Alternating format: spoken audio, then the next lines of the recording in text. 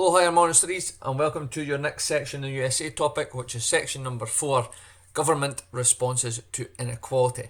So in your jotter, if you want to take a new heading for today, which is section 4, Government Responses to Inequality, or if you're doing this in a Word document, if you want to type this at the top. Now this section is all about how the government tries to tackle inequality in the USA. So if you think about in the UK, we looked at this in the social issues topic, the ways that the UK and Scottish governments try to tackle social issues through things like free prescriptions, minimum unit pricing, universal credit, the national living wage. That's all the British and Scottish government responses. This section here, obviously our topic is the USA, so we're looking at how the US government tries to respond to inequality across the USA. So in this section, what we will be looking at, we'll look at government responses to economic inequality in the USA, we'll look at government responses to educational inequality, look at government responses to healthcare issues in the USA, government responses to immigration in the USA. Now, in terms of crime, also we did look at inequalities in terms of crime in our last section, but in terms of crime, we will not really look at this because state to state, county to county in America, this varies, and there's no overall government response that's been directly linked to crime. Okay, so what we're going to do the first part today is we're going to look at economic responses. So we're going to discuss a wee bit what you would do if you were president of the USA, look at what the US government has put in place, and look at an exam question, a paragraph on economic responses. So our aim today is to analyse what the government does to tackle economic inequality and how successful this is. Okay, so quick recap, economic issues in the USA. We know already that there's low pay for many US citizens, that there's massive differences in terms of levels of income, that there's high levels of unemployment, and again inequality is apparent, and this is all leading to high levels of poverty in the USA. So let's imagine you're Joe Biden. What sort of things do you think you could do to try and tackle inequality, and in particular economic inequality in the USA? So have a think about what you may do if you were Joe Biden, and we'll look at what is currently in place or has been put in place by the US government in a moment. So what has the US government actually done? So they've introduced a programme called Welfare to Work, which is also all about supporting people in terms of getting back into work and helping tackle economic inequality. TAMF, which stands for Temporary Cash Assistance for Needy Families. They've introduced ARA, which is American Recovery and Reinvestment Act of 2009, and Tax Cuts and Jobs Act as well to try and tackle economic inequality. Now, what you're going to do is you're going to use it if you want to look at Welfare to Work, if you want to do TAMF, if you want to do ARA, if you want to do Tax Cuts and Job Act. It's up to you what you would like to do. Okay, so you're looking at one of the economic responses, what it actually does, why it is successful and what limitations it has faced, and rate how successful you feel the US government has tackled economic issues. So try and give that rating out of 10. 10 very successfully, 1 not at all. Okay, so this paragraph is on welfare to work. So if you imagine you're being asked a question about how the US government tackles inequality, and we'll discuss an essay question later on in this presentation, but here's how your typical paragraph may look. Now this is on welfare to work, but you could also discuss TAMF, you could do ARA, you could do Tax Cuts and Job Act as well. So this is just an example here. So you'll see here it says, one measure to tackle economic inequality is welfare to work. So there's your point. You're then looking to explain it. So this is operated by the federal and state governments where the poor are expected to work their way out of poverty. For example, this offers welfare support such as Medicaid, health insurance, childcare, food stamps and earned income tax credit. It's linked to finding work. EITC is worth up to $3,250 for the first child and is only available to those actively seeking employment or who have taken up employment. This has increased the incomes of the poorest and reduced the cost of the welfare budget. Then you're going to analyse that example there. So this highlights that welfare to work has made a positive difference in terms of helping poorer people earn more and save the government money on welfare. Then you'll see second half of your paragraph here, you're looking to rebut, so you're looking to say, well, maybe why has welfare to work been or maybe not been as successful, what is the limitation? So you'll see here, however, despite the efforts of the US government to tackle economic issues which lead to poverty, there are still many issues with poverty in the USA. Many would argue that poverty cannot be solved through one measure and it is a combination of factors which cause this. Welfare to work alone is not enough. For example, opponents claim it has forced many people to work for very low wages and it has not reduced inequality or poverty levels in the USA. This shows there are still many people experiencing poverty in the USA and more needs to be done to help those in need. Then you've got your sub-conclusion at the end. So overall, despite increasing incomes for some poor people in the USA, people are still working long hours for very little pay, and welfare to work has not had a significant impact on poverty levels in the USA, so there's still a long way to go to tackle poverty. So that's just a typical paragraph there on how that would look. Obviously, you don't need to do welfare to work, you may have chosen a different act that you want to look at. Okay, so that was economic responses. So what we're going to look at next is government responses to education. So again, if you were president, think about what you would do to tackle issues with education. Think back to when we looked at inequality in the USA, what issues exist in terms of education in the USA. Okay, so what has the US government actually done to tackle educational issues? Well, in 2001, George Bush signed an act called No Child Left Behind. Okay, so that was one of his aims to try and tackle inequality in terms of education. This was replaced in 2015 by Every Student Succeeds Act, which was signed, as you can see, by Barack Obama. And then you also had Race to the Top, Equity and Opportunity. So that was introduced in 2014. Now, again, you're looking to use these pages in your booklet here. So educational responses. So you've got here No Child Left Behind. You've got Every Child Succeeds. And you have the Race to the Top. So you're looking to complete a circle there, activity 2. So you're looking to take down the heading educational responses. Again, just note down one of the educational responses, what it does, why it is successful, and what limitations it has faced. And again, rate how successful you feel the US government has tackled educational issues. Out of 10. 10 being very well, 1 not at all. Okay, so this is an example here, this paragraph 2. Okay, so this is an example of the No Child Left Behind Act. Again, you may have chosen to focus on a different act, but this is just an example to let you see how you would write this in an essay. So one measure to tackle educational inequalities is the No Child Left Behind Act, which was introduced in 2015 by Barack Obama to try and improve educational opportunities for all. It transfers some educational policy power to states and allows them to focus funding where it is most needed. It also places emphasis on the fact that students will go on to further education no matter their income, race, gender or background. An example of a success in this act is that it led to high school graduation rates in the USA being at an all-time high and record levels of college enrolment. So that was your example there. So for analysis, this highlights that No Child Left Behind helped to improve young people's education by increasing the amount of people graduating and ensuring more people went to attend college regardless of their background. Then your rebuttal point. So however, there are still massive issues with education in America. Despite the efforts of the government, there are still massive inequalities and differences between ethnic groups in terms of attainment and dropout rates, with African Americans and Hispanics most at risk of not achieving and leaving school with little to no qualifications. For example, since Donald Trump has come to power, the No Child Left Behind Act has suffered. He has been criticised for not prioritising education, and there has been cuts of $9 billion to the education sector.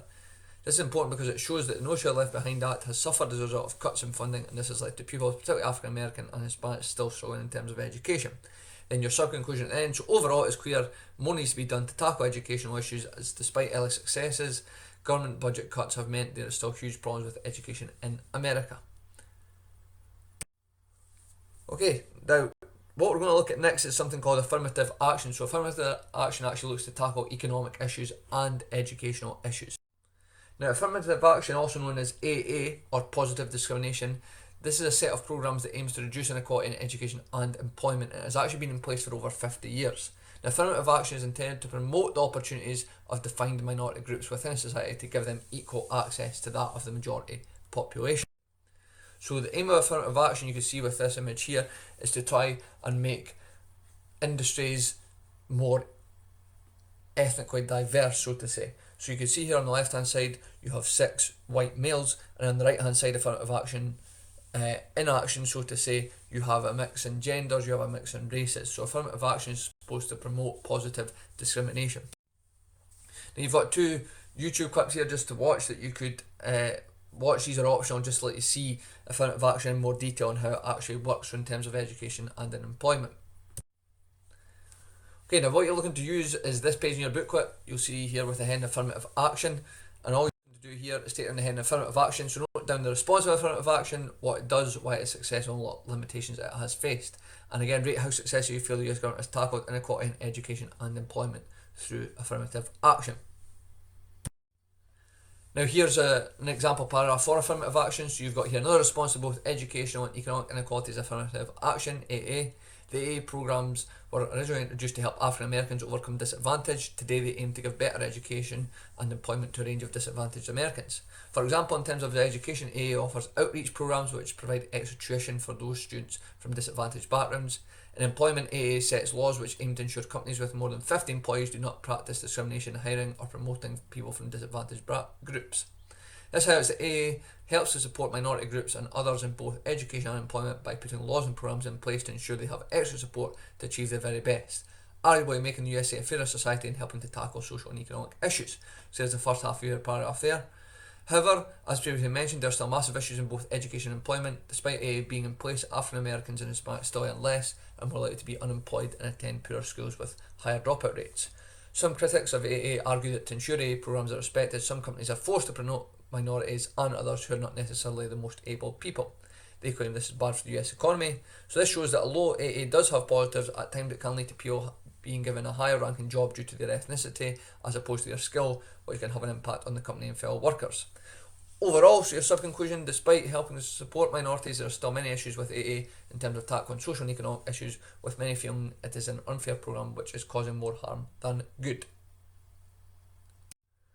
Okay, so what we're going to look at next is responses to health inequalities in the USA. Now, if you think about what issues actually exist with healthcare in the USA, now if you're not sure, obviously I'll discuss this just now, but in the USA there's massive issues with healthcare, and the major difference in the USA compared to Great Britain is in the USA you need to pay for your health care, usually through having health insurance. Now think about if you were president, what you would do to try and tackle health inequalities in the USA. Now you know already that there's certain groups in the USA that are less likely to have health insurance and so suffering health inequalities. Now what has the government done to try and tackle healthcare? Now probably one of the most well known acts that's been put in place by the government is the Affordable Care Act 2010, which was fully introduced by 2013, and this is also known as Obamacare. Now what Obamacare, the Affordable Care Act, looked to do, you can see here, consumer assistance, so it looks to help people in terms of getting their health insurance. Pre-existing conditions are covered, you've got free preventive care, prescription discounts for seniors, protection against healthcare fraud, small business tax credits, and health insurance marketplace. So the whole point of the Affordable Care Act was to make health insurance more affordable. Ultimately it would allow people to shop around for health insurance, just like how you would shop around for, say, car insurance or house insurance or life insurance. It allows people in the USA to shop around to find more affordable healthcare insurance, which means they're going to be covered. Now you've got 4 YouTube links here. You don't need to watch these, but these are just to show you the issues with healthcare in USA in a bit more detail, so you could watch any of these if you want to. Now you're looking to use this page in your booklet here, which is responses to health inequalities. So you've got the Affordable Care Act 2010. Now for this activity here, what you're looking to do is to take down the heading responses to health inequalities, note down the response of Obamacare, so what it does, why it is successful and what limitations it has faced, rate how successful you feel the US government has tackled health inequality, and you'll see here question 4, which you'll read about, do you think Donald Trump was right to tackle and try to dismantle Obamacare? So he tried to get rid of Obamacare, Donald Trump. Okay, so an example of your paragraph on healthcare, if you're looking at Obamacare, so another area the US government has introduced reforms in to try and tackle social and economic issues is health. One measure is the Affordable Care Act 2010, which is also known as Obamacare, which was introduced by the Obama administration. This aimed to ensure that all Americans had affordable health insurance and to improve the health of poor Americans and those who are more likely to suffer as a result of expensive health cover, so ethnic minorities, disabled, etc. So it also expanded Medicaid for the elderly. This did prove a success in some cases. For example, over 1 million people signed up for this, and it gave women easier access to contraception and termination. This is important because it shows that the Affordable Healthcare Act did make a positive difference as more people signed up for health insurance, and in particular women were able to access key areas like contraception to help with any health issues. However, there is still massive issues with healthcare in the USA. Many minorities, particularly Hispanics and African Americans, are still less likely to have health insurance, and costs for many Americans are unmanageable. For example, under this Act, insurance premiums have went up for some people, and it has led to hundreds of thousands of job losses. This shows that despite having positives, the Act has led to major issues with many people still without health insurance, and others losing their jobs as a result. So sub-conclusion, clearly efforts have been made to tackle healthcare, but clearly there's still lots to be done to make it more accessible for all, particularly ethnic minorities who find themselves more likely to be without health insurance. Okay, and the last area we're looking at is responses to immigration. So what issues are there with immigration in the USA? So you know already that there's large numbers of immigrants that try to enter the USA every single day, and this has caused massive issues in terms of overcrowding, crime, poverty levels in the USA. Now, think about what you would do if you were president of the USA to tackle immigration. Now, you've got on the one hand some immigrants who think deport all illegals, build the wall nice and tall. So remember Donald Trump's controversial proposal to build a wall along the border with Mexico. You'll see here Trump announces change in asylum rules for migrants. So Donald Trump looked to ban a lot of immigrants coming to the USA as well. And there you can see part of the wall that was being constructed by the US with the border at Mexico to try and stop immigrants getting into the USA. Now, what has the government actually done to try and tackle issues with immigration? So it's introduced the Patriot Act, and children of illegal immigrants have also been tackled as well. You've got two videos here just to look at to try and give you a better idea in terms of the issues with immigration. Now, your last activity, activity 5, what you're looking to do is to take in the heading responses to immigration issues. Note down the response of the Patriot Act and changes to children of illegal immigrants, what they have done, why they have been successful, and what limitations they have faced. Rate how successful you feel the US government has tackled immigration, and what is your view on immigration in the USA. And you've also got there, it says use the following link to step into the shoes of a migrant and see the what decisions and dangers they face when they're trying to enter the USA. Okay, so paragraph 5, so this is just an example of you're doing a paragraph on immigration. So another area the US government has introduced reforms in is immigration. Since World War II, successive governments have tried to tackle the issue of illegal immigration. A number of reforms have been put in place, including the Patriot Act, which gives US authorities greater powers of arrest, detention and interrogation of suspected terrorists. It has also been used to track down and deport illegal immigrants. In addition, reforms targeted at children of illegal immigrants have been used to allow certain undocumented immigrants who were brought to the United States as children the opportunity to apply for a 2-year stay that would shield them from deportation. This has led to a slight decrease in the amount of illegal immigrants coming into the USA and a promise from President Trump to continue to tackle this issue. This highlights that the US government has been successful in tackling immigration to an extent, as they have managed to lower the amount of illegal immigrants in an attempt to give other groups in America better opportunities and to try and keep Americans safe from threats such as terrorism. However, major issues still exist, with many illegal immigrants still coming to the USA every single day. Despite putting measures in place, some have been criticised, particularly the handling of children of illegal immigrants. The Immigration and Customs Enforcement, ICE, have also been heavily criticised due to their heavy-handedness and how they are dealing with immigration, with young immigrants being separated from families and even suffering death in detention centres. This highlights that despite some successes, the US government has struggled to put measures in place to successfully deal with immigration. They have been criticised for their treatment towards immigrants, and it's clear that immigration is an issue that may always exist and be difficult to tackle with complete success. Overall, immigration is still a clearly massive issue in the USA. Efforts have been made to reduce immigration, but the fact some immigrants have been suffering from horrendous conditions at detention centres has brought controversy. So activity 6, so what you're looking to do to finish off this section here is in your jot or rank the areas that the American government have tackled from most to least successful, and then use the table below in your booklet to create a revision quiz to ask your fellow classmates about this section. Okay, so what we're going to focus on next on this presentation is exam practice. So here's just examples of questions from past papers that would be relevant to this section. So you've got here, evaluate the effectiveness of a world power you've studied in tackling social and economic issues. To what extent has the government tackled social and economic issues? So key hints and tips for these types of questions. So make sure that you analyse/evaluate how successful/effective each of these policies have been in reducing social and economic inequalities. So your paragraphs for these essays, both these essay questions, would be quite straightforward. The first half of your paragraph you're saying, well, here's an act and here's why it's been successful. The second half of your paragraph, well, here's the limitations to this act, here's why it's not been as successful. Now, as you can see here, as there is more than one response for certain areas, you can discuss just one area in a paragraph. So for example, paragraph 1 could be on responses to education and paragraph 2 on economics responses. Now your question which you're going to look to answer is to what extent has the government tackled social and economic issues, worth 20 marks. Now you're looking to use this page in your booklet here to plan out this essay. You'll see here I've started off a couple of points for you. So you've got here point, economic response, welfare to work has been a success. You'd give evidence and you'd analyse that. Economic response, welfare to work has not been a success. So that'd be the second half of your paragraph there.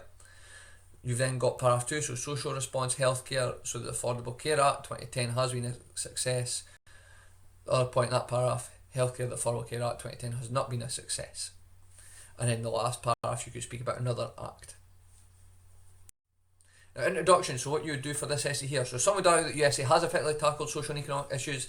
Acts that have been introduced to tackle these issues include, so just name your acts there that you're going to discuss. It could be argued the USA has/has not tackled social and economic issues successfully. Now, in terms of this part of your introduction here, this is key that you have this here, so it could be hard the US say you need to say if it has tackled social and economic issues successfully or if it has not tackled social and economic issues successfully, or you might say it's tackled them partly successfully. It's up to you, but make sure you've got a clear line of argument in your introduction there. Remember, you'll have 3 paragraphs, so the first half discussing the successes of the acts, and the second half your rebuttal discussing the limitations of the act, and then you'd have your conclusion at the end. In your conclusion, so as set out, it's clear that USA has tried to tackle social and economic issues through, and name your acts there, it's clear the USA has not been successful in tackling these issues and try and give a clear reason at the end in terms of why you're saying it has or has not been successful.